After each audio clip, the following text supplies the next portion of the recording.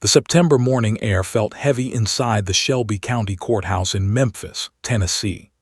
Prosecutor Amanda Chen stood outside courtroom 4B, her Italian leather heels clicking an anxious rhythm against the marble floor. She'd been a prosecutor for 12 years, had won cases that made national headlines, but nothing, absolutely nothing, had ever felt like this. Through the small window in the courtroom door, she could see them. Sarah and Michael Richardson, sitting on the hard wooden bench, their 3-year-old daughter Emma perched motionless on her mother's lap. The little girl wore a pink dress with white flowers, her blonde hair pulled back with a butterfly clip. To any casual observer, she might have looked like any other toddler waiting with her parents. But Amanda knew better. Emma Richardson hadn't spoken a single word in 6 months, 2 weeks, and 4 days. Amanda pressed her forehead against the cool glass, closing her eyes. The case file felt like lead in her briefcase. March 15th. That was the night everything changed. Emma had been staying with her grandmother when she witnessed something no child should ever see, a violent home invasion that left her grandmother hospitalized and traumatized.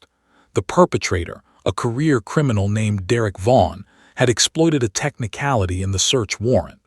The physical evidence had been thrown out. Emma was the only witness left, and Emma couldn't or wouldn't speak.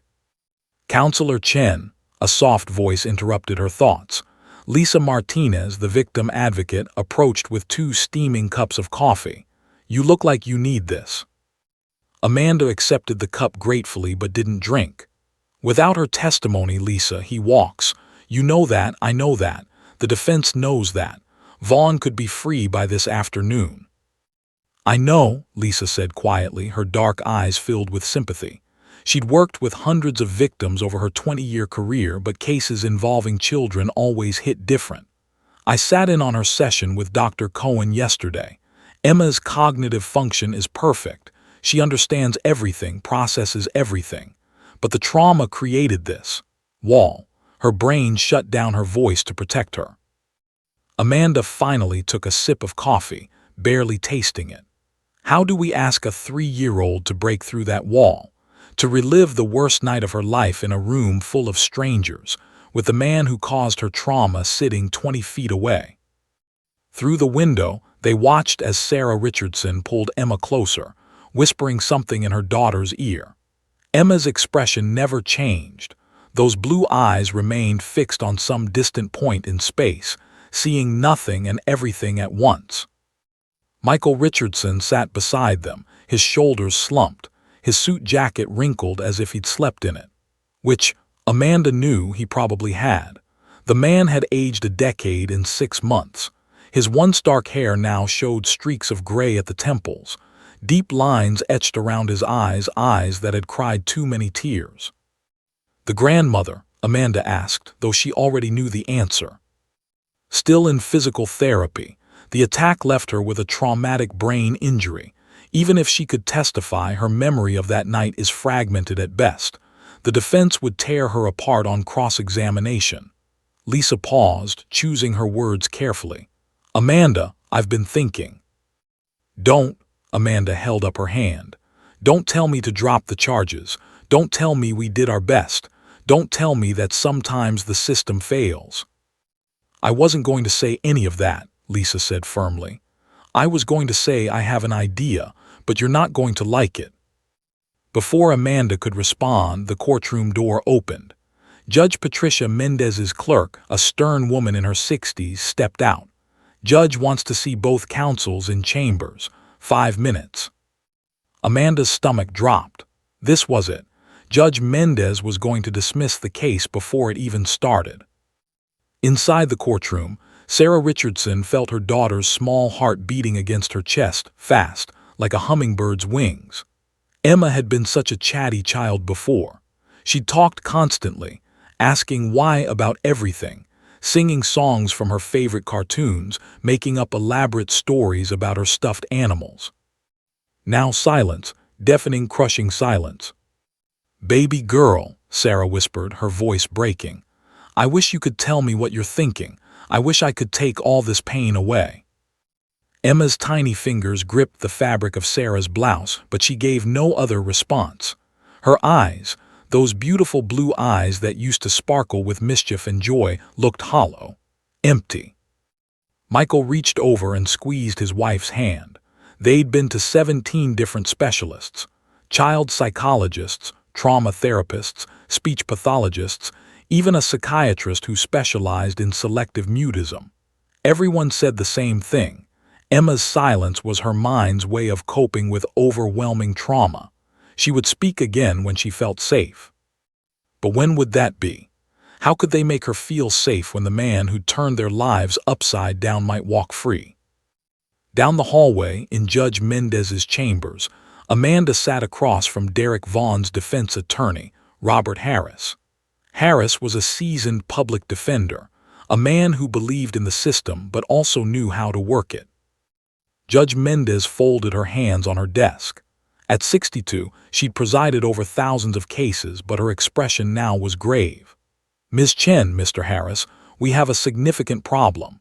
Ms. Chen, you've listed Emma Richardson as your primary witness, but I've reviewed Dr. Cohen's psychiatric evaluation. This child hasn't spoken in 6 months. How do you expect her to provide testimony?" Amanda sat up straighter. "Your Honor, with the right support." "What support?" Judge Mendez interrupted. "A 3-year-old child who can't speak cannot provide testimony, no matter how much we might wish otherwise. Mr. Harris has filed a motion to dismiss, and frankly, I'm inclined to grant it." "Your Honor, please," Amanda started, but the judge held up her hand. "I'll give you until 2 p.m. today. If you can show me a viable path forward, we proceed. If not, this case is dismissed." Judge Mendez's voice softened slightly. "I want justice for that little girl and her grandmother as much as you do, Ms. Chen, but I won't traumatize a child further for a testimony she may not be able to give." Amanda walked back to the courtroom in a daze. 2 hours. She had 2 hours to find a miracle. Lisa Martinez was waiting for her, phone in hand, a determined look on her face. "Remember when I said I had an idea?" Lisa said. "Make the call, Amanda. What do we have to lose?"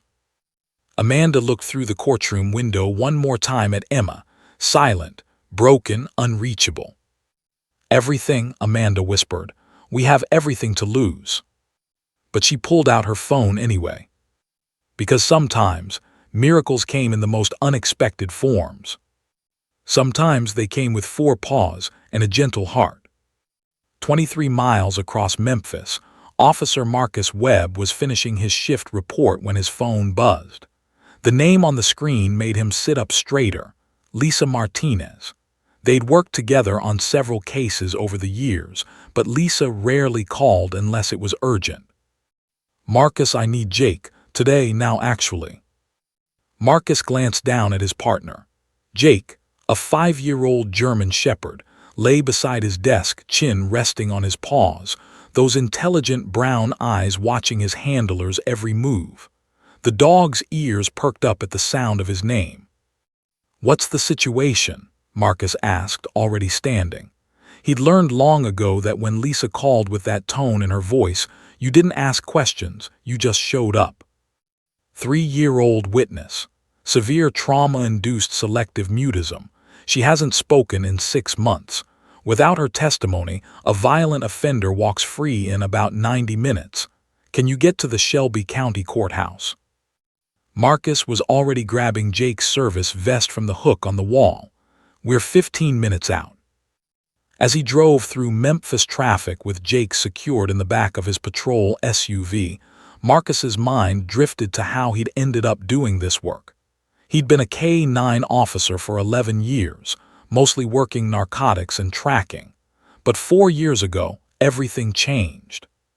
He'd been called to a domestic violence scene where a 7-year-old boy had witnessed his father attack his mother.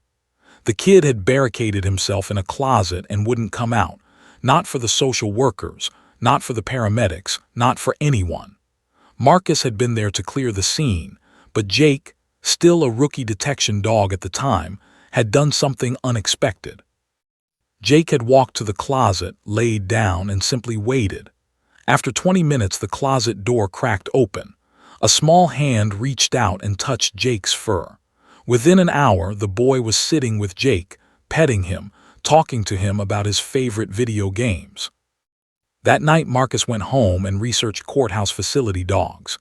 He learned about programs where specially trained dogs help traumatized witnesses, especially children, feel safe enough to testify. Traditional police dogs were trained to be alert, aggressive when needed, protective of their handlers. But facility dogs were different. They were trained to be calm, empathetic, to read human emotion and respond with gentle support.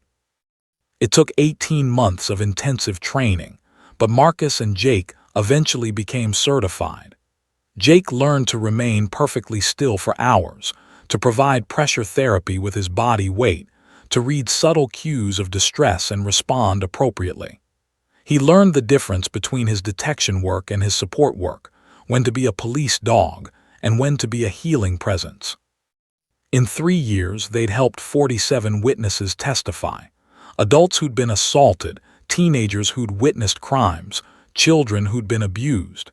Each case left its mark on Marcus's heart, but he'd never forgotten that 7-year-old boy in the closet. That was the case that changed everything. Marcus pulled into the courthouse parking lot with 10 minutes to spare. He checked Jake's appearance. The dog's blue service vest was clean and properly fitted, identifying him as a certified courthouse facility dog.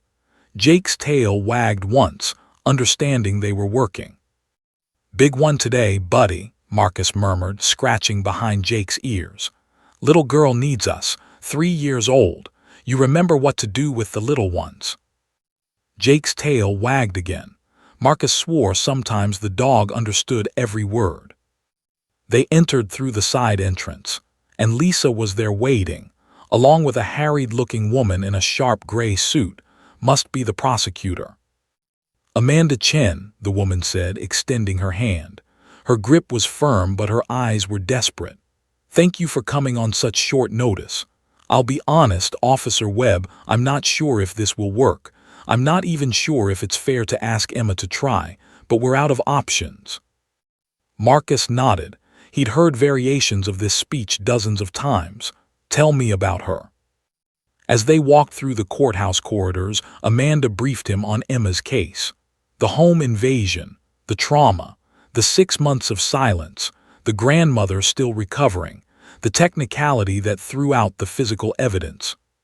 "She's completely withdrawn," Amanda explained. "Makes no eye contact, doesn't respond to her name, barely reacts to anything. It's like she's built a wall between herself and the world." They reached the courtroom, and through the window Marcus saw them, a couple sitting with a small blonde girl in a pink dress. The mother held the child close, rocking slightly. The father stared at nothing, his face etched with exhaustion and grief.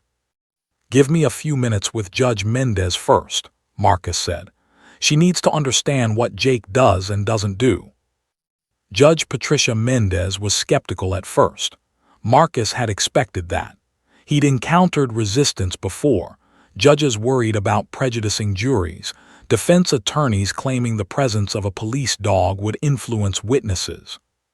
"Your Honor, I understand your concerns," Marcus said, standing in her chambers with Jake sitting calmly at his side.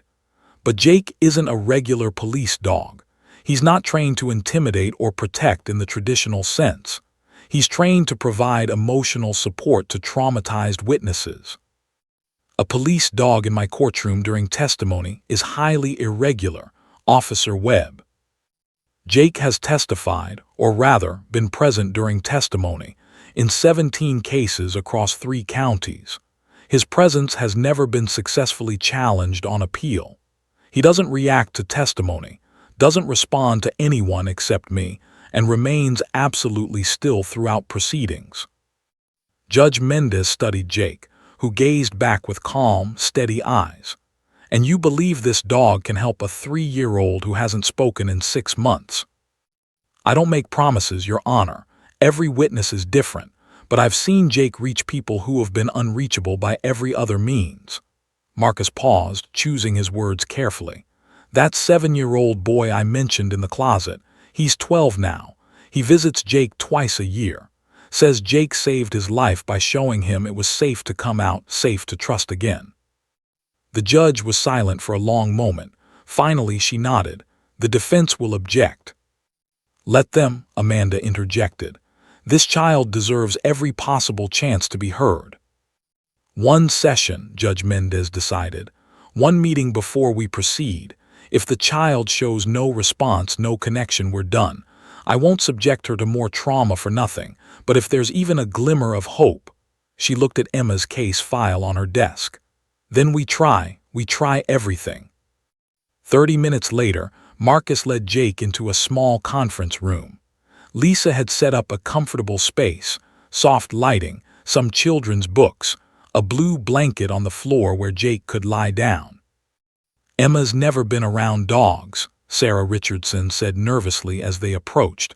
She used to ask for a puppy before everything happened, but we'd always said maybe when she was older. That's actually good, Marcus said gently. No negative associations. Jake's very good with children who have never had a dog. He'll let Emma set the pace. Michael Richardson's voice was rough. What if she doesn't respond? What if nothing works? Marcus met his eyes honestly. Then we'll know we tried everything possible. But Mr. Richardson, I've learned something in this work. Sometimes the connections that heal us come from the most unexpected places. The door opened, and Lisa entered with Emma in her mother's arms. The little girl was exactly as Amanda had described, distant, disconnected, her blue eyes seeing nothing. Marcus gave Jake a subtle hand signal. The dog immediately lay down on the blue blanket and rested his head on his paws, making himself as non-threatening as possible. Emma's eyes flickered toward the dog for just a second before returning to that distant stare. Emma, Marcus said softly, crouching down to her level. This is my friend Jake. He's a little nervous about meeting new people. Do you think you could help him feel better? He really likes gentle friends. No response. Sarah looked at Michael hopelessly. But Marcus had played this game before. He settled into a chair and began talking, not to Emma, but to Jake. He told Jake about his morning, about the squirrel they'd seen on the way over, about what they might have for dinner. 15 minutes passed, then 20. Emma remained rigid in her mother's arms, but Marcus noticed something. Her eyes kept drifting back to Jake, not looking directly at him but aware of his presence. At the 23-minute mark, Jake let out a small whine, perfectly timed, perfectly pitched. It was the sound he made when he wanted attention, gentle and non-threatening. Emma's head turned slightly. Marcus smiled to himself, hook set. Now came the patient work of reeling in. Jake, he said softly, I think Emma might want to say hello, but I think she's a little nervous too. Can you show her you're friendly? Jake's tail gave one slow thump against the floor. And then it happened. So slowly that Marcus almost missed it. Emma's small hand extended from her mother's embrace, reaching toward Jake. Sarah gasped softly, tears springing to her eyes. Emma's fingers, trembling like leaves in wind, moved through the air toward Jake's fur. The moment her hand made contact with Jake's head, the dog's tail thumped again, gentle, reassuring, promising safety. Emma didn't pull away. In the observation corner, Amanda Chen grabbed Lisa's arm, hardly daring to breathe. After 6 months of specialists, therapists, and interventions, they were witnessing the first crack in Emma's wall. Marcus made eye contact with Sarah, giving her a subtle nod. Progress. Real, tangible progress. It was the beginning of something none of them could have predicted, a bond that would change not just Emma's life, but the entire landscape of trauma-informed justice in Tennessee. But that was still to come. For now, in this quiet moment, a broken little girl had reached out and touched Hope. And Hope had 4 paws and a gentle heart. The next morning arrived with golden September sunlight streaming through the courthouse windows. Emma Richardson sat in the backseat of her parents' Honda Civic, clutching a worn stuffed rabbit named Mr. Whiskers. For the first time in 6 months, she'd chosen something to bring with her. Sarah had noticed it immediately, Emma selecting the rabbit from her toy shelf, holding it close as they prepared to leave. It was a small thing, but small things had become monumental in their world. "Do you think she remembers Jake?" Michael asked quietly as they pulled into the parking lot. Sarah watched their daughter in the rearview mirror. Emma's eyes were fixed on the courthouse building, and unless Sarah was imagining it, there seemed to be something different in her expression. Not quite anticipation, but perhaps awareness. "I think she does," Sarah whispered. "I think she's been thinking about him all night." She was right. Emma had lain awake until nearly midnight, her small mind processing what had happened in that conference room. She touched the dog, the big, gentle dog with the soft fur and kind eyes. He hadn't hurt her, hadn't scared her, he'd just been there, calm, safe, warm. In the conference room, Marcus was setting up for their second session. He'd brought a few additional items today, a soft brush, some training treats, a rope toy. But Jake, as always, was the real tool in his kit. The dog sat patiently as Marcus adjusted his service vest, those intelligent eyes already focused on the door, as if he knew exactly who was coming. "Today might be harder," Marcus told Lisa, who was helping arrange cushions on the floor. "Yesterday was the introduction. The novelty factor worked in our favor. Today, Emma has to make a conscious choice to engage. That's when we'll see if a real bond is forming. And if she regresses, goes back to being completely withdrawn." Marcus glanced at Jake. "Then we try again tomorrow and the day after that, however long it takes." Dr. Rachel Cohen arrived next, the court-appointed child psychologist who'd been working with Emma since March. A woman in her late 50s with kind eyes and 2 decades of experience in childhood trauma, she'd seen countless cases. But yesterday's session had shaken even her professional composure. "I reviewed the video footage from yesterday 3 times last night," Rachel said, settling into an observation chair in the corner. "What Jake did in 25 minutes is something I've been trying to accomplish for 6 months. The way he positioned himself, his body language, even that perfectly timed whine, it was remarkable." Marcus smiled slightly. "Jake's good at reading people, better than most humans, honestly." "Has he ever failed? Ever had a witness who didn't respond to him?" Marcus's smile faded. "Twice. An assault victim who was terrified of dogs due to a childhood attack. We stopped immediately. And a teenage boy who was so dissociated from trauma that he couldn't connect with anything or anyone, including Jake. Both times, we knew within the first 5 minutes it wasn't going to work." "What's your instinct about Emma?" Marcus looked at Jake, who had moved to a spot on the blue blanket and settled into position, the exact same position as yesterday. Dogs were creatures of habit, and Jake knew that consistency created safety. "I think Emma's been trying to reach out for months," Marcus said slowly.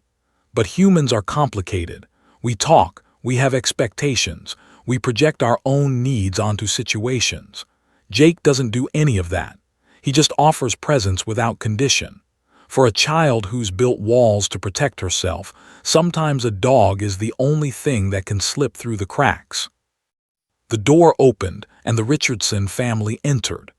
Emma was walking today, not being carried, another small victory. She clutched Mr. Whiskers in one hand and her mother's hand in the other.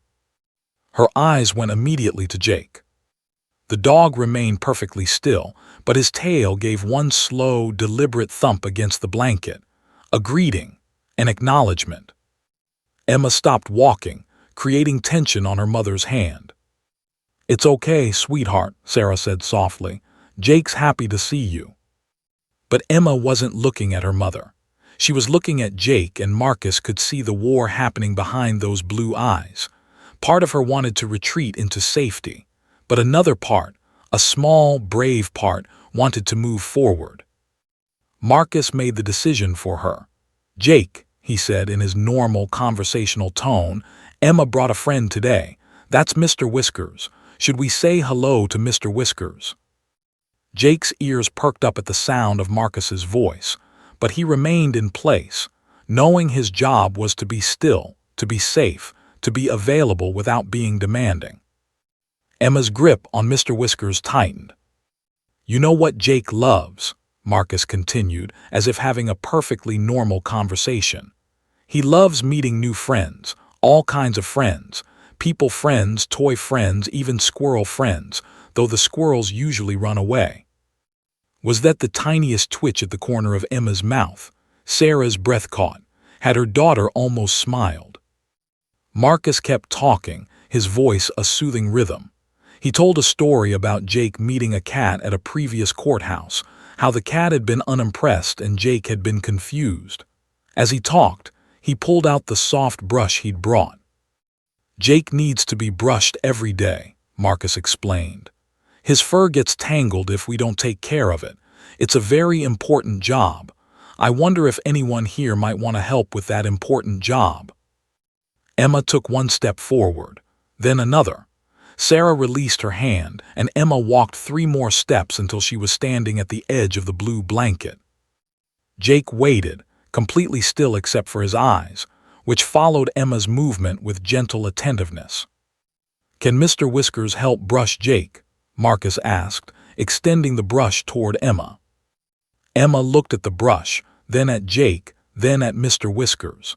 In her 3-year-old mind, a calculation was happening. If Mr. Whiskers went first, then it would be safe for her to follow. Slowly, carefully, Emma extended Mr. Whiskers toward Jake. The stuffed rabbit's worn paw touched Jake's head. Jake's eyes softened, and he let out a contented sigh. That did it.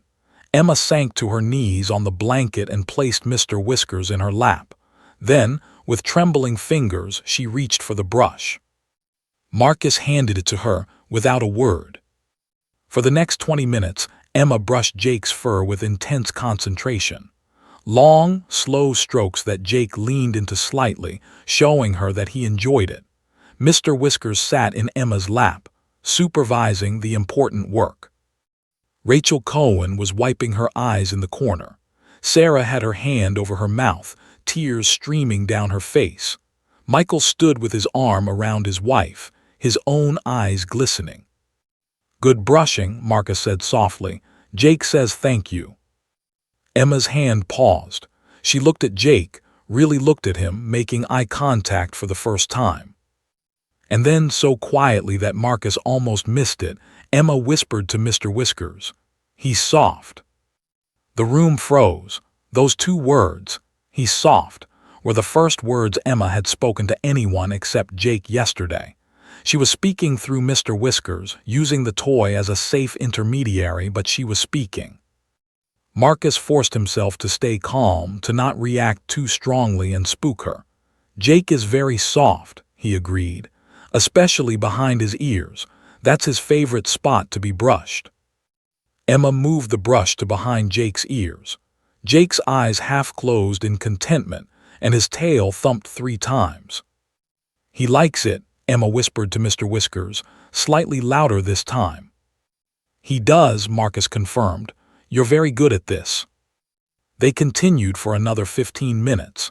Emma gradually relaxed, her movements becoming less tentative.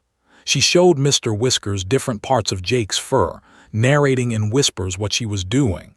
Jake bore it all with infinite patience, occasionally glancing at Marcus with an expression that seemed to say, "I've got this." When the session ended, Emma didn't want to leave. She'd moved from brushing to simply sitting beside Jake, one small hand resting on his back, feeling the rise and fall of his breathing.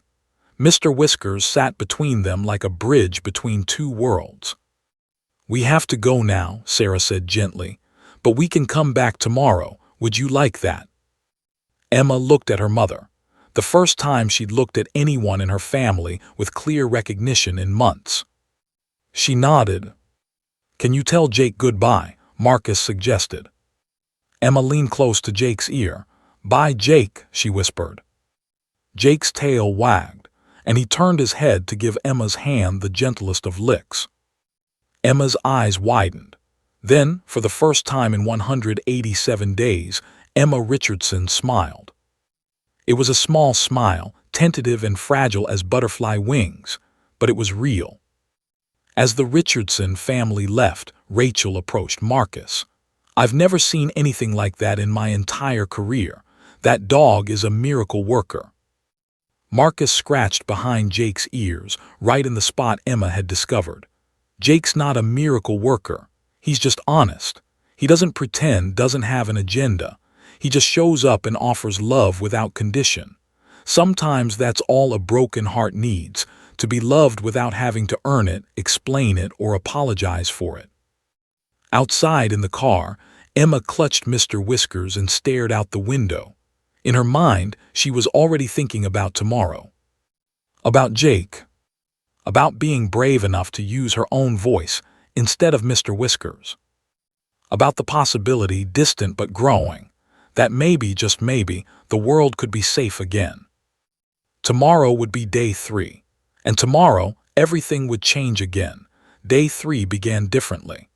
Emma walked into the conference room without hesitation, Mr. Whiskers still in hand but held more loosely now. Her eyes scanned the room and landed immediately on Jake, who was lying in his usual spot on the blue blanket.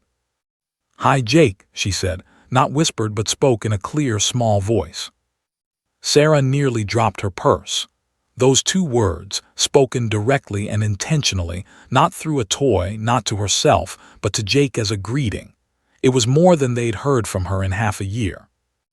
Jake's tail thumped enthusiastically, and he lifted his head as if to say, "Well, hello to you too." Marcus smiled broadly. "Jake's been waiting for you, Emma. He was hoping you'd come back." Emma approached the blanket with growing confidence. She sat down cross-legged and without prompting began petting Jake's head. "Can I brush him again?" "Of course," Marcus said, handing her the brush. "Jake would love that." But today Marcus had something new planned. He pulled out a small rope toy. "Emma, do you know what this is?" Emma examined it, her little face scrunched in concentration. "A toy." "It's Jake's favorite toy. It's for playing tug-of-war. Would you like to play with him?" For a child who'd been silent and withdrawn for so long, play seemed like a foreign concept. Emma looked uncertain. "How?" Marcus demonstrated, letting Jake grab one end of the rope while he held the other. They tugged back and forth gently, Jake's tail wagging the entire time. When Marcus let go, Jake brought the toy back to him, dropping it at his feet. "Now you try," Marcus encouraged. Emma took the rope with both hands. Marcus gave Jake a subtle signal, and the dog gently gripped the other end. They tugged, Emma pulling with all her tiny might, Jake responding with just enough resistance to make it fun but letting her win. When Emma pulled the toy free, she giggled. The sound was like sunshine breaking through storm clouds. Sarah covered her face with both hands, her shoulders shaking with silent sobs. Michael wrapped his arm around her, his own eyes wet. That giggle, that pure, joyful sound they thought they might never hear again, filled the room like music. "Again," Emma said, offering the rope to Jake. They played for 20 minutes. Emma laughed, gave Jake commands, "Get it, Jake," "Pull, Jake," and even collapsed against his side in a fit of giggles when Jake playfully shook the rope, making silly growling sounds. Dr. Rachel Cohen, watching from her corner, was furiously taking notes. This wasn't just progress. This was transformation. Emma was engaging in reciprocal play, using full sentences, displaying appropriate emotional responses. The child who'd been locked inside herself for 6 months was emerging, and a German shepherd with infinite patience was the key that opened the door. Day 4 brought another breakthrough. Emma arrived with something new, a drawing she'd made at home. It showed a stick-figure girl, a large brown dog, and a yellow sun. "I made this for Jake," she announced, showing it to Marcus. "That's beautiful, Emma. Should we show him?" Emma knelt beside Jake and held up the drawing. "This is you, Jake, and this is me. We're friends." Jake's tail wagged, and Emma carefully placed the drawing beside the blanket. Then she did something that made Marcus's throat tighten with emotion. She wrapped her small arms around Jake's neck and hugged him. "You're my best friend," she whispered into his fur. Jake remained perfectly still, accepting the embrace with the gentle dignity that made him so extraordinary at his work.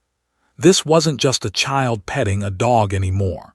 This was a bond, deep and genuine, forming between two souls.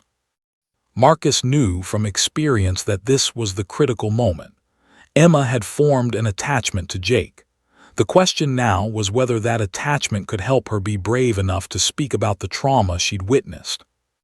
"Emma," Marcus said carefully, "can I ask you something?" She looked up from where she was cuddled against Jake. "Okay. You're very brave, you know that."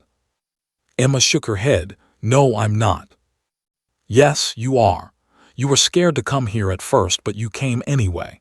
That's what bravery is, being scared but doing something anyway." Emma considered this, her fingers twisting in Jake's fur. "Jake's brave too." "Jake is very brave. Do you know what his job is?" "He helps people." "That's right. Jake helps people when they're scared or sad. He helps them feel safe so they can do hard things." Marcus paused, choosing his words with care.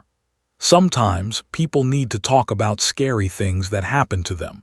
It's very hard to talk about scary things, but Jake helps them be brave enough to do it. Emma's expression clouded slightly, and Sarah tensed. They were approaching dangerous territory. But then Emma looked at Jake, and something shifted in her eyes. "Does Jake think I'm brave?" Marcus's voice was gentle but certain. "Jake knows you're one of the bravest people he's ever met." Day 5 was the turning point.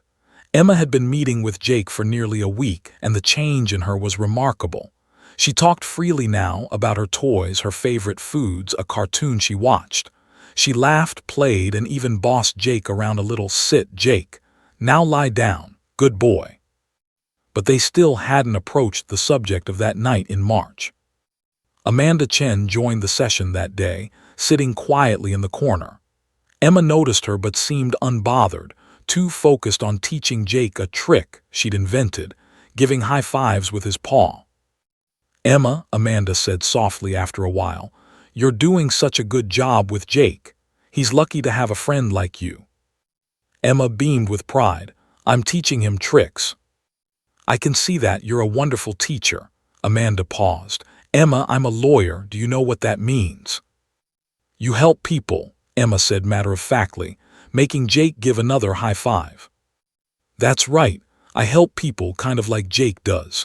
And right now I'm trying to help your grandma." Emma's hand stilled on Jake's paw. The mention of her grandmother was the first direct reference to the incident. Everyone in the room held their breath. "Grandma got hurt," Emma said quietly. "She did, and she's getting better, but she still needs help. Do you know how we can help her?" Emma's eyes filled with tears. "The bad man hurt her." Sarah moved to go to her daughter, but Marcus subtly shook his head. This was the moment. Emma needed to feel her feelings and know she was safe doing so. "Yes, a bad man hurt her," Amanda confirmed gently, "and that was very scary for you to see." Emma's tears spilled over. She turned to Jake, burying her face in his fur.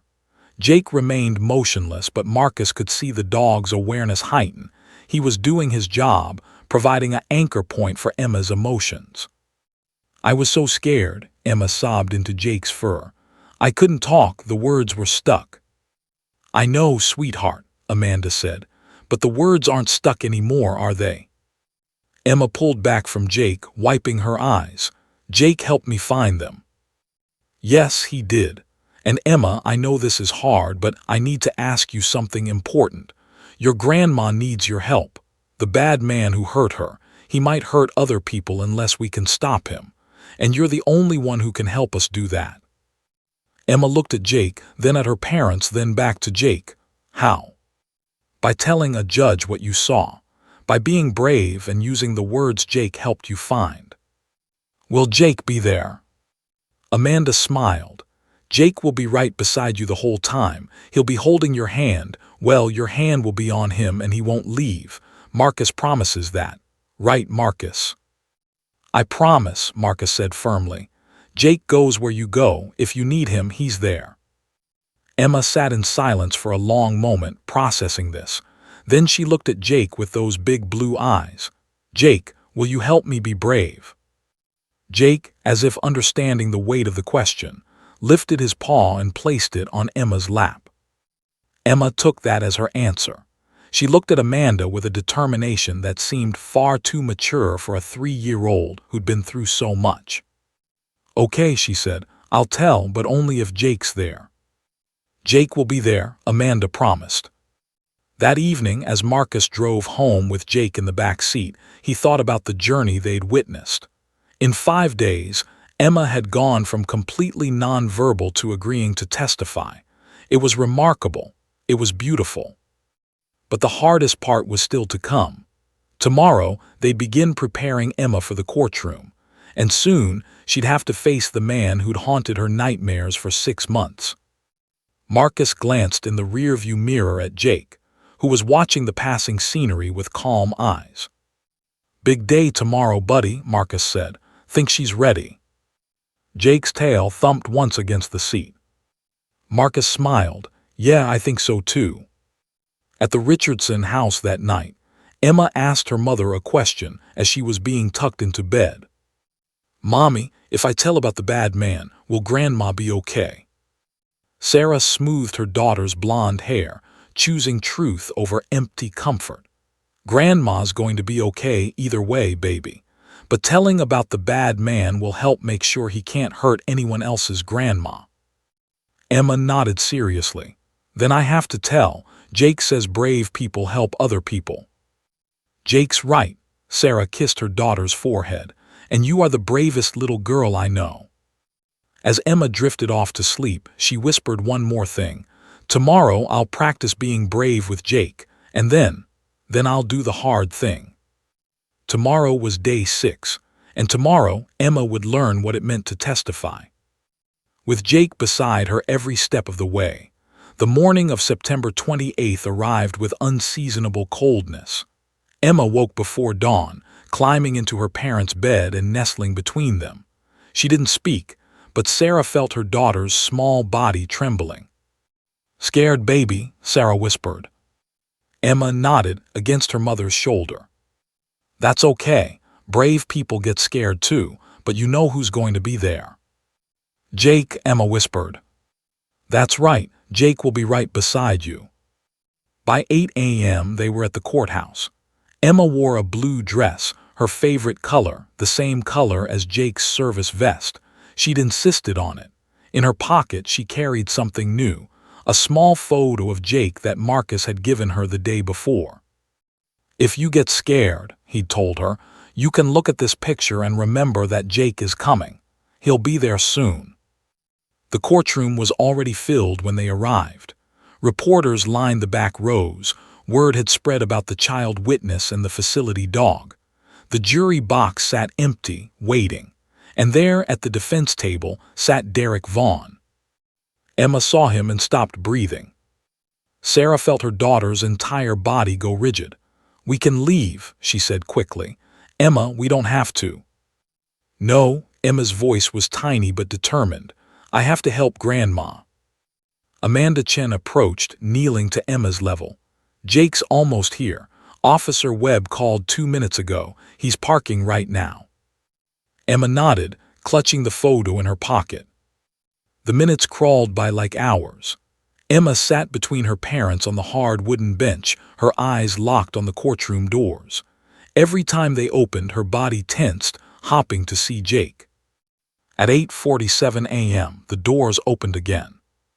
Marcus entered first, and behind him Jake walked with calm dignity, his service vest perfectly positioned, his dark eyes scanning the room. The moment Jake saw Emma, his tail began to wag. Emma's face transformed. Jake, she called out, her voice echoing in the formal space. Jake's ears perked forward and he looked at Marcus, who nodded permission. Jake walked directly to Emma, who dropped to her knees and wrapped her arms around his neck. You came, she whispered. I knew you'd come. Jake's tail swept back and forth. and he pressed his head against her chest, a gesture of reassurance he'd perfected over years of this work. "Ready?" Marcus asked gently. Emma looked up at him, then at Jake. "Will you stay with me? Promise." "I promise." Jake doesn't leave his friends. At 9:00 a.m., Judge Mendez took the bench. Her expression was grave as she looked at the small child sitting with the large German shepherd. "All rise," the bailiff announced. The jury filed in, 12 faces, curious and solemn. They'd been informed about the special circumstances of this testimony, but seeing the 3-year-old witness with the police dog was clearly affecting them. Before Emma could be called, the defense attorney, Robert Harris, stood. He was a man in his 60s, seasoned and strategic. "Your Honor, I must object to the presence of this animal during testimony. A police dog beside a witness is inherently prejudicial to my client. It suggests my client is dangerous and creates undue sympathy for the witness." Amanda was on her feet instantly. "Your Honor, we've submitted extensive documentation on facility dogs in courtroom settings. Jake is a certified courthouse support dog, not an enforcement animal. His presence has been upheld in 17 previous cases." "Your Honor," Harris interrupted, "those cases didn't involve a jury. The prejudicial impact." "Mr. Harris," Judge Mendez said firmly, "I've reviewed the case law extensively. This dog is providing support to a traumatized child witness, nothing more. The jury has been instructed that Jake's presence has no bearing on the defendant's guilt or innocence. Your objection is noted and overruled. We will proceed." Harris sat down, but his expression was calculating. He'd planted a seed, made his record for appeal. "The people call Emma Richardson," Amanda announced. The courtroom went silent. Emma stood, her small hand finding Jake's collar. Marcus walked beside them as they approached the witness stand. A special step stool had been placed so Emma could reach the seat. Jake positioned himself beside the stand, and Emma's hand immediately went to his head. The court clerk approached with a children's book. "Emma, do you promise to tell the truth today?" Emma looked at the book, then at Jake, then at the clerk. "Yes," she whispered. "You can sit down now, sweetheart," Judge Mendez said kindly. Emma sat, but she was so small that only her head and shoulders were visible above the witness box. Her hand never left Jake's fur. Amanda approached slowly, keeping her distance, her voice soft. "Hi, Emma. Thank you for being here today. I know this is scary." Emma nodded, her eyes wide. "Can you tell us your name?" "Emma Richardson." Her voice was barely audible. "And how old are you, Emma?" 3, but I'm almost 4. My birthday is December." A few jurors smiled slightly. Emma was so small, so vulnerable. "Emma, do you know why you're here today?" Emma's hand tightened in Jake's fur. She nodded but said nothing. "Can you tell us?" Silence. Emma's breathing quickened.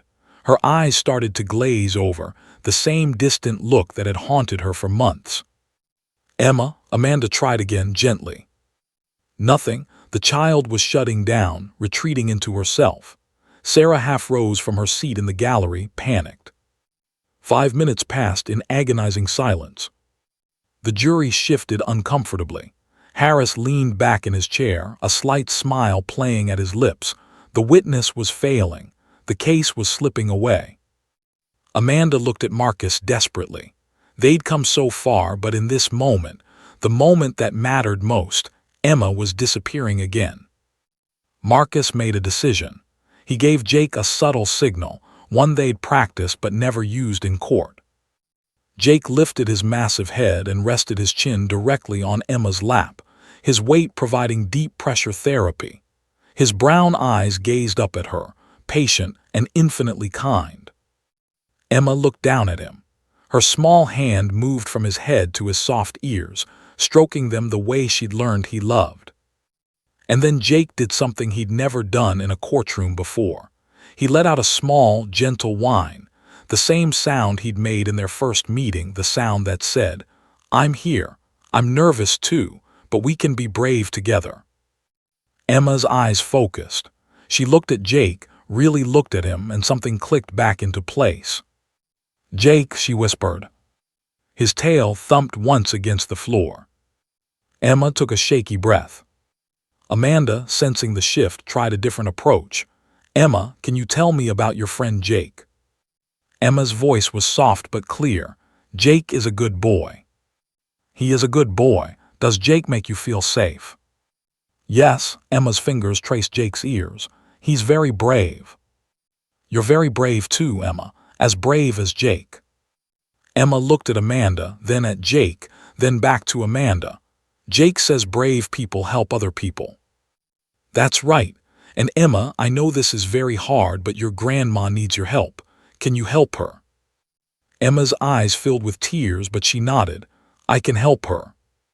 "Thank you, sweetheart. Let's start with an easy question. Do you love your grandma?" "Yes, she makes me cookies, chocolate chip." "That sounds wonderful. Emma, do you remember the night of March 15th? The night you were staying at Grandma's house?" Emma's body tensed. Her hand gripped Jake's fur so tightly her knuckles turned white. Jake pressed his head more firmly against her lap, anchoring her. "Yes," Emma whispered. "It was nighttime." "Yes, we were watching a movie, the one with the princess." "And what happened while you were watching the movie?" Emma's breath came faster. Tears spilled down her cheeks. But her hand stayed on Jake, and Jake stayed solid and present beneath her touch. The door crashed. It was so loud. Emma's voice cracked. "Grandma told me to hide. I went under the table, the small table with the plant." "You were very smart to hide. What happened next, Emma?" "A man came in, a big man. He was yelling bad words." Amanda showed Emma a photograph. "Emma, is this the man you saw?" Emma looked at the photo. Then her eyes moved across the courtroom and landed on Derek Vaughn. Her entire body began to shake. But Jake whined again, soft and reassuring, and Emma's shaking slowly subsided. "That's him," she whispered, pointing with a trembling finger. "That's the bad man who hurt Grandma." The courtroom erupted in whispers. Judge Mendez banged her gavel once. "Order." Amanda continued, her voice gentle but firm. "What did you see the man do, Emma?" And then, with her hand on Jake's head, with his warm presence grounding her, Emma told her story. She spoke for 37 minutes, interrupted only by tears and moments when she needed to pause and pet Jake. She described everything: the yelling, the violence, her grandmother's screams, the blood. Every word was agony. Every sentence required courage that no 3-year-old should need. But Jake never moved. He stayed pressed against her, a living, breathing reminder that she was safe, that she could do this hard thing, that brave girls with brave dogs could speak truth into darkness. When Emma finished, the jury was in tears. 3 of them were openly crying. Judge Mendez called a recess. As Emma climbed down from the stand, her legs gave out. Marcus caught her, and Jake immediately pressed against her side. Emma buried her face in Jake's fur and sobbed, deep, wrenching sobs that released 6 months of locked-away trauma. "You did it," Marcus whispered. "Emma, you did the bravest thing I've ever seen." "I helped Grandma," Emma asked through her tears. "Yes, sweetheart, you helped Grandma. And Jake is so proud of you." Emma looked at Jake through tear-filled eyes. "Good boy, Jake," she whispered. "You're the best good boy." Jake's tail wagged, and he licked the tears from her cheeks. In that moment, in that courthouse hallway, a little girl who'd been broken found out what she was truly made of. And it was stronger than anyone had imagined. The 15-minute recess felt like an eternity. Emma sat in a private room with her parents, Marcus and Jake, exhausted from reliving her nightmare. She'd curled up on the floor with her head on Jake's side, his rhythmic breathing slowly calming her racing heart. "I don't want to go back," Emma whispered, her voice hoarse from crying. Sarah stroked her daughter's hair. "You don't have to, baby. You've already done so much." But Amanda appeared in the doorway, her expression apologetic. "Emma, I'm so sorry, but the defense attorney wants to ask you a few questions. It's called cross-examination. You have the right to answer, but if it's too much—" "Will Jake be there?" Emma interrupted. "Yes, Jake will be right beside you just like before." Emma sat up, wiping her eyes with the back of her hand. She looked at Jake, whose steady gaze never wavered from her face. "Okay," she said quietly, "but only because Jake says we have to finish what we started." Marcus felt his throat tighten. This child, who'd been silent for half a year, was now finding courage in a dog's imagined words. It was the purest form of bravery he'd ever witnessed. When they returned to the courtroom, the atmosphere had shifted. The jury looked at Emma differently now, not as a witness, but as a little girl who'd survived something terrible. Several jurors had tissues in their hands. Emma took her place at the witness stand, and Jake resumed his position. But this time, Emma didn't wait for permission. She wrapped both arms around Jake's neck and whispered something only he could hear. Jake's tail wagged once gently. Robert Harris stood, and for a moment he just looked at Emma. He was a defense attorney, but he was also a grandfather. He'd defended guilty people before, it was his job, but this case was testing him in ways he hadn't anticipated. "Hello, Emma," he said, his voice considerably softer than it had been during objections. "I only have a few questions, and then you can go home with your mom and dad. Is that okay?" Emma nodded, her face pressed against Jake's fur. "Emma, you said you were hiding under a table." "Yes." "Was it dark in the room?" Emma hesitated. The TV was on, it made light. "So you could see what was happening?" "Yes," Emma's voice became smaller. "I saw everything." Harris paused, realizing his strategy of suggesting poor visibility was backfiring. The child's clarity was undeniable. "Emma, you were very scared that night, weren't you?" "Yes." "When we're very scared, sometimes our memories get confused. Could you be confused about what you saw?" Emma pulled back from Jake and looked directly at Harris. Her blue eyes, red-rimmed from crying, held a clarity that silenced the entire courtroom. "I'm not confused," she said with simple certainty. "I remember everything. I didn't want to remember, but I do. That man," she pointed at Vaughn again, "hurt my grandma. I saw him. Jake knows I'm telling the truth." It was as if Jake's presence gave her an authority beyond her years. She wasn't just a traumatized child anymore. She was a witness, credible and clear. Harris glanced at his client, then back at Emma. "No further questions, Your Honor." Judge Mendez looked surprised. Cross-examination had lasted less than 2 minutes. "The witness is excused," the judge said. "Thank you, Emma. You've been very brave." As Marcus helped Emma down from the stand, something remarkable happened. One of the jurors, a woman in her 50s, began to clap. Softly at first, then others joined. Within seconds, the entire jury box was applauding. Judge Mendez should have stopped it. Applause in a courtroom during trial was highly irregular, but she didn't. She let it continue for several seconds before gently tapping her gavel. Emma looked confused. "Why are they clapping?" "Because you were so brave," Marcus said. "Because you did something incredibly hard and you did it perfectly." Emma turned to Jake. "We did it, Jake. We helped Grandma." Jake's tail wagged enthusiastically, and Emma, despite everything she'd been through that morning, smiled. The trial continued without her. Emma and her family were escorted to a private waiting room where she could decompress.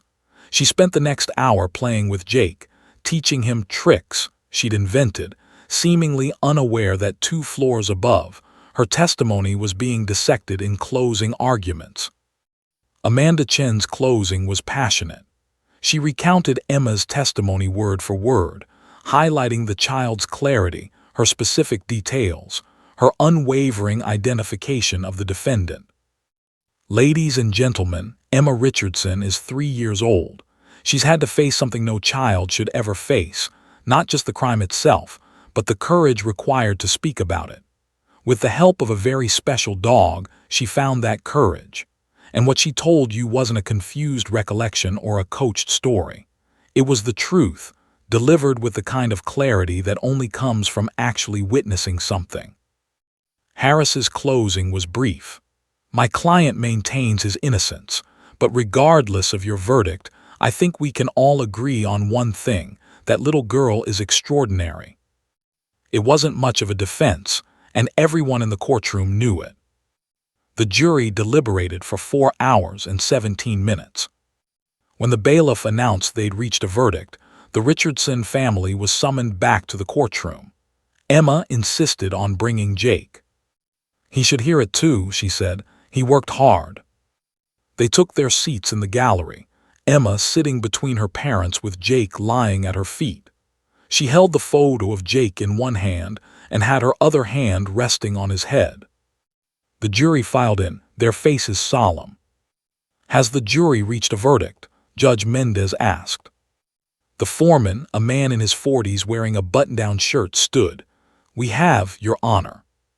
"What say you?" In the case of the state of Tennessee versus Derek Vaughn, on the count of home invasion, we find the defendant guilty. Sarah's hand flew to her mouth. On the count of aggravated assault, we find the defendant guilty. Michael closed his eyes, tears streaming down his face. On the count of attempted murder, we find the defendant guilty. The courtroom erupted. Reporters scrambled for their phones. Vaughn's shoulders slumped as the weight of 3 guilty verdicts crushed whatever hope he'd maintained. Emma looked up at her mother. "Does that mean the bad man goes away?" "Yes, baby," Sarah sobbed. "He goes away for a very long time." Emma nodded seriously.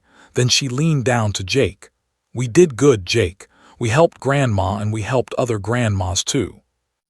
Jake licked her hand, and Emma giggled through her tears.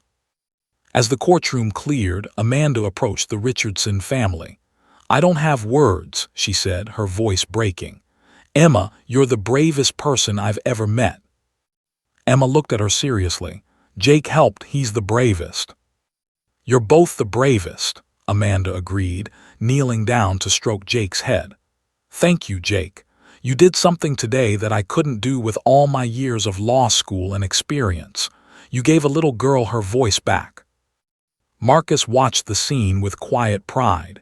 In 3 years of working with Jake as a facility dog, they'd helped 47 witnesses. But Emma was different. She hadn't just testified with Jake's help. She'd transformed. Outside the courthouse, news vans lined the street. A reporter approached, asking for an interview. "Not today," Michael said firmly. "Today, we just want to take our daughter home." But Emma tugged on her father's hand. "Daddy, can we tell people about Jake, so other kids know there are dogs who can help?" Michael looked at Marcus, who shrugged. "If she wants to say something brief." Emma stood in front of the cameras, holding Marcus's hand on one side and Jake's leash in the other. Reporters crouched down to her level, microphones extended. "What would you like people to know, Emma?" a reporter asked gently. Emma thought for a moment, her small face serious. Then she spoke clearly, her voice carrying across the courthouse steps. "If you're scared, dogs can help. Jake helped me when I couldn't talk. He was brave, so I could be brave too." She paused, then added, "And if you see a dog with a blue vest like Jake's, that means he's working. Don't pet him unless you ask. He's helping somebody." The reporters chuckled softly at this very serious instruction delivered by a 3-year-old. "Do you have anything else you want to say?" another reporter asked. Emma looked up at Jake, who sat perfectly still beside her, professional even amidst the chaos. "Good boy, Jake," Emma said, loud enough for all the microphones to catch.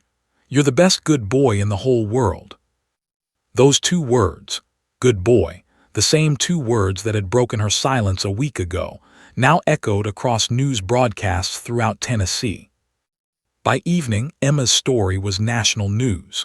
3-year-old witness finds voice with facility dog, read one headline.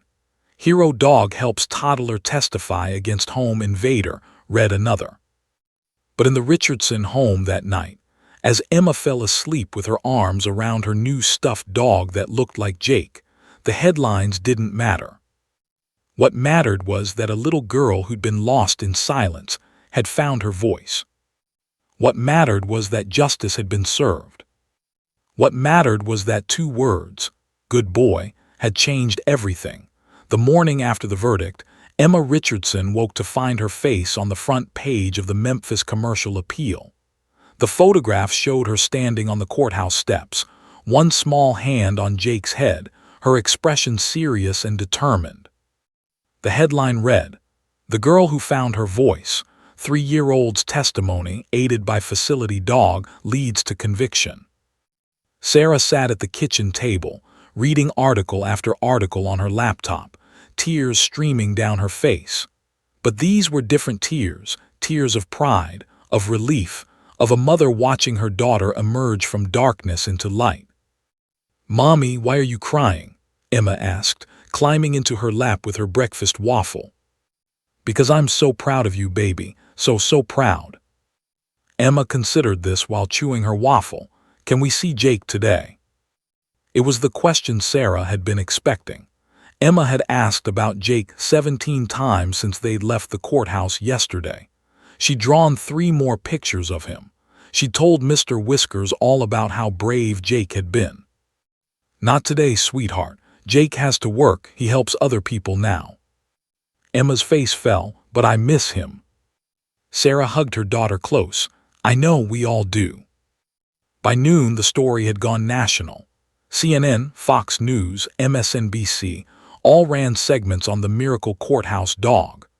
The Associated Press picked it up, and by evening, international outlets were covering it. A little girl in Tennessee who couldn't speak had found her voice with the help of a German shepherd, and the world was captivated. Marcus's phone hadn't stopped ringing. Interview requests poured in from Good Morning America, The Today Show, 60 Minutes. The Memphis Police Department's media liaison was overwhelmed with inquiries. "This is bigger than we anticipated," Chief Williams told Marcus in his office that afternoon. Jake lay at Marcus's feet, seemingly unbothered by his newfound fame. "How do you want to handle it?" Marcus scratched behind Jake's ears thoughtfully. "I want to handle it in a way that helps other kids like Emma. If this story can lead to more facility dog programs, more funding, more awareness, then we do the interviews. But Jake and I aren't the story. Emma is." The chief nodded. "Agreed. I'll coordinate with the Richardson family, make sure everyone's on the same page." That evening, Marcus drove to the Richardson home. Emma heard Jake's collar jingling from inside the house and threw open the door before Marcus could even knock. "Jake," she launched herself at the dog, who accepted her enthusiastic embrace with his usual gentle patience. "I missed you so much. Did you miss me?" Jake's enthusiastically wagging tail was answer enough. "We need to talk," Marcus said to Sarah and Michael once Emma was settled on the living room floor with Jake. "The media attention is intense. I want to make sure you're comfortable with how this is being handled." "We've been talking about that," Michael said. "Emma's therapist thinks sharing her story could actually be therapeutic, helping her process what happened by framing it as helping others." Dr. Rachel Cohen had indeed said exactly that during Emma's session that morning. "Emma has transformed her trauma into purpose," Rachel had explained. "She sees herself as someone who helped her grandmother and can now help other children. That's incredibly powerful for her healing." "There's something else," Sarah said, glancing at Emma, who was showing Jake a new toy. "We want to adopt a dog, for Emma. We've been researching rescue organizations, and Marcus, we were hoping you could help us find the right fit." Marcus smiled. "I was hoping you'd say that. I actually have a few contacts at rescue organizations. We can find Emma a dog who will be a good match for her energy and needs." "Really?" Emma's head popped up. She'd been listening the whole time. "I can have my own dog, like Jake." "Not exactly like Jake," Marcus explained. Jake has a special job, but you can have a dog who will be your friend, who will play with you and keep you company." Emma's eyes shone. "Can we name him Buddy? I want to name him Buddy." 3 weeks later, the Richardson family welcomed Buddy, a 1-year-old golden retriever mix from a local rescue, into their home. The shelter had been so moved by Emma's story that they waived the adoption fee and provided 6 months of free training. Emma and Buddy were inseparable from day one. The young dog seemed to sense Emma's need for gentleness and responded with intuitive care. When Emma had nightmares, which still happened, though less frequently, Buddy would climb onto her bed and press against her side until she calmed. "It's like he knows," Sarah told Michael one night, watching through Emma's doorway as their daughter slept with Buddy curled protectively beside her. "Like he understands what she's been through." Meanwhile, the ripple effects of Emma's story spread across Tennessee and beyond. The Shelby County District Attorney's Office reported a 300% increase in inquiries about facility dog programs. Victim advocacy groups used Emma's testimony as evidence in presentations to state legislatures. Judge Patricia Mendez issued a comprehensive ruling supporting the use of facility dogs in Tennessee courtrooms. Her 23-page decision cited Emma's case extensively and addressed every potential objection defense attorneys might raise. "The presence of a certified facility dog," Judge Mendez wrote, "does not prejudice the defendant's right to a fair trial. Rather, it levels the playing field for traumatized witnesses who might otherwise be unable to participate in the justice system. Justice cannot be truly blind if it cannot see the needs of its most vulnerable participants." The ruling became mandatory reading in law schools across the South. 6 weeks after the trial, Marcus and Jake received the Medal of Valor from the Memphis Police Department. The ceremony was held at police headquarters, with news cameras capturing every moment. But the real surprise came when Emma walked onto the stage, holding her mother's hand and carrying something behind her back. "Officer Webb," Chief Williams said, "there's someone here who wanted to present your award personally." Emma stepped forward, revealing a hand-drawn certificate. It read in wobbly crayon letters, "Jake is a hero, from Emma." The room erupted in applause. Marcus knelt down, accepting the certificate with trembling hands. Jake sat perfectly still, allowing Emma to drape a ribbon around his neck, a blue ribbon she'd made herself with the words "Best Good Boy" written on it. "Thank you, Jake," Emma said into the microphone, her voice clear and strong. "You helped me be brave. Now I'm going to help other kids be brave too." It wasn't an empty promise. Sarah and Michael, inspired by their daughter's transformation, established the Emma's Voice Foundation with an initial donation from an anonymous benefactor who'd been moved by Emma's story. The foundation's mission: to fund facility dog programs in courthouses across the United States and provide support for child witnesses of trauma. Within 3 months, they'd raised $250,000. Within 6 months, they'd placed their first facility dog, a Labrador named Hope, in a courthouse in Nashville. Emma became the foundation's youngest ambassador. She recorded a video that played at fundraising events, explaining in her 3-year-old wisdom how Jake had helped her find her voice. "If you're scared and you can't talk, a dog can help," she said in the video, sitting on the floor with Buddy.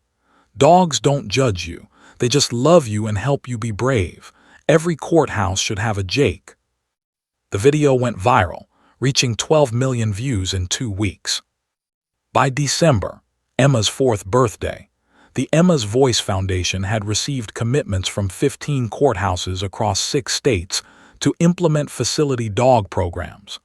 Legislators in Tennessee, Kentucky, and Georgia introduced bills providing state funding for these programs. On Emma's birthday, Marcus and Jake made a special visit. Emma wore a princess dress and a paper crown. Buddy wore a matching bow tie. "Make a wish, birthday girl," Sarah said as Emma prepared to blow out her candles. Emma closed her eyes tight. When she opened them, she looked at Jake. "I wish that every scared kid gets a friend like you." Marcus felt tears prick his eyes. "That's a beautiful wish, Emma. Will it come true?" Marcus glanced at the Emma's Voice Foundation banner hanging in their dining room, at the news articles about new facility dog programs taped to the refrigerator, at the letters from other children who'd been helped by facility dogs after hearing Emma's story. "You know what, Emma? I think it already is."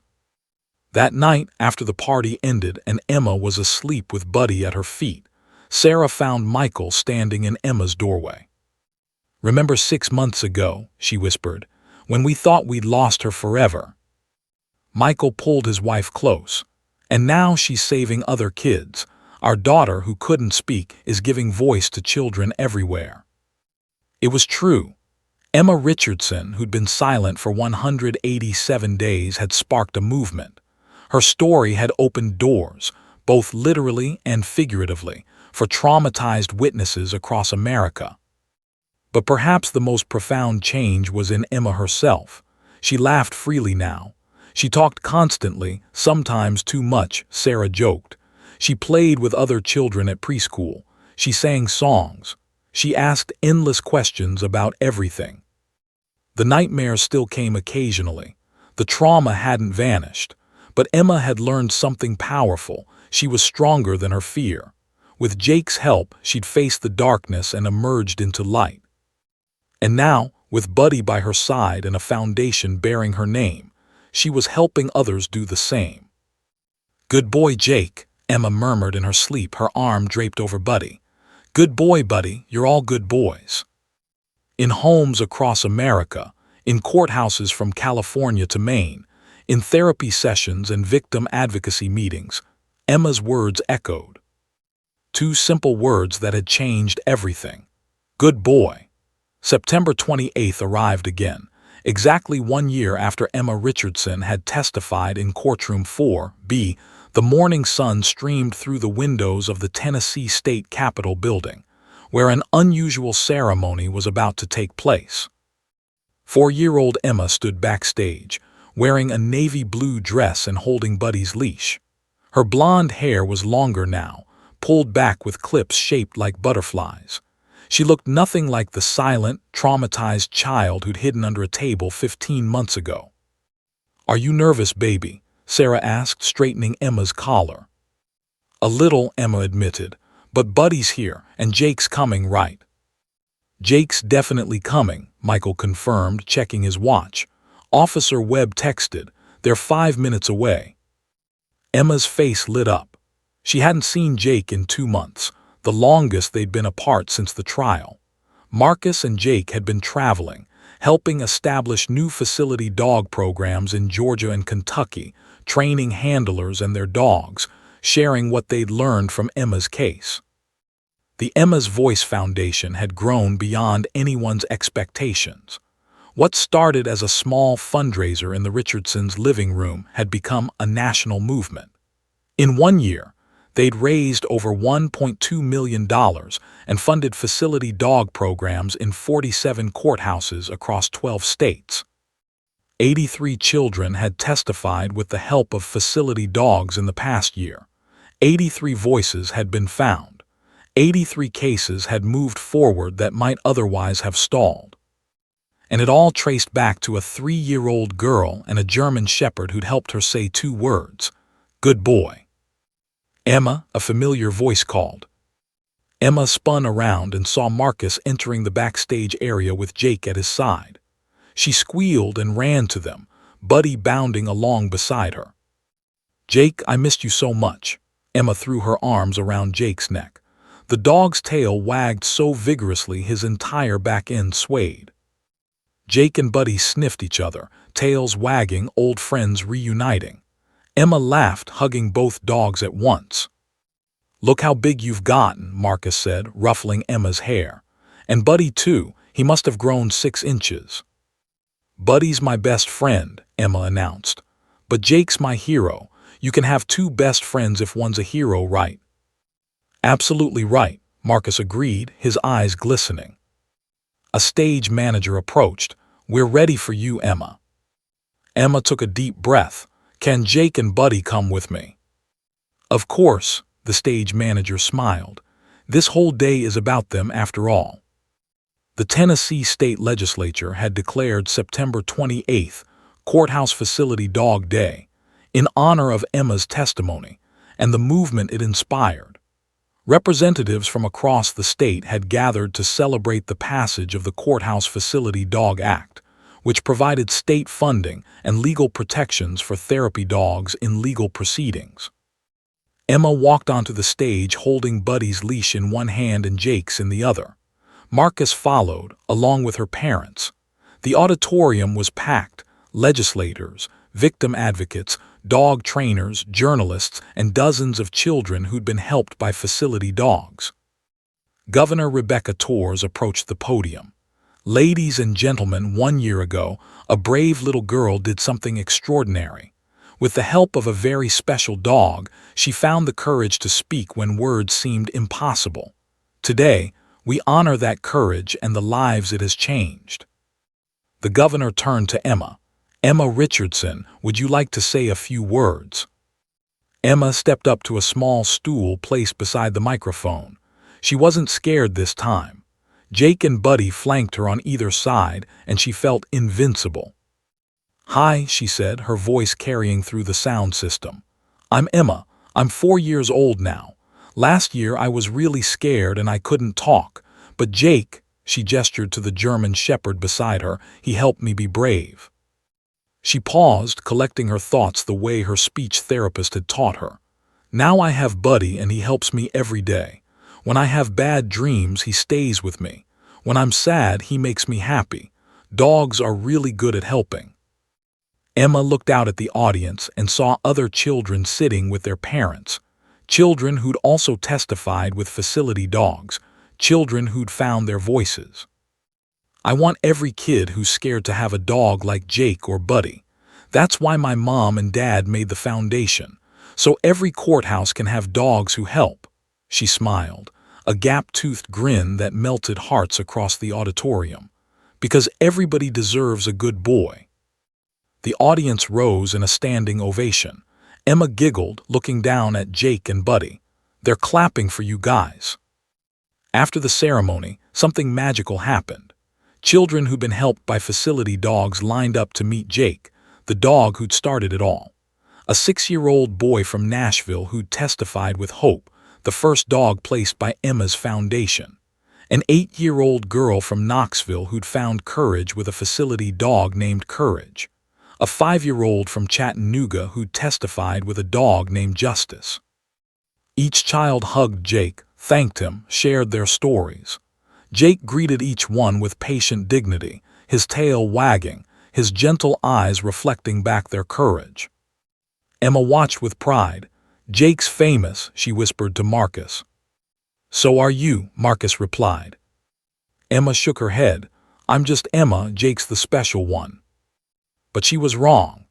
Emma Richardson had become a symbol, proof that trauma didn't have to be the end of the story, that healing was possible, that even the smallest voices could create enormous change. Dr. Rachel Cohen, who'd been documenting Emma's recovery, approached Sarah. "I'm writing a paper on Emma's case for the Journal of Child Psychology. Her resilience is extraordinary." "It's Jake who's extraordinary," Sarah said. "No," Rachel corrected gently. "Jake was the catalyst, but Emma had the courage inside her all along. Jake just helped her find it." As the afternoon wore on, Marcus found himself standing beside Judge Patricia Mendez, both watching Emma play with a group of children and their facility dogs. "When I allowed Jake into my courtroom that day," Judge Mendez said quietly, "I had no idea it would lead to this." "Neither did I," Marcus admitted. "I thought we were just trying to help one little girl testify." "You did help one little girl, and in helping her you helped thousands." The statistics were remarkable. Since Emma's case, conviction rates in cases involving child witnesses had increased by 34% in courthouses with facility dog programs. More children were willing to testify. Testimony was clearer, more detailed.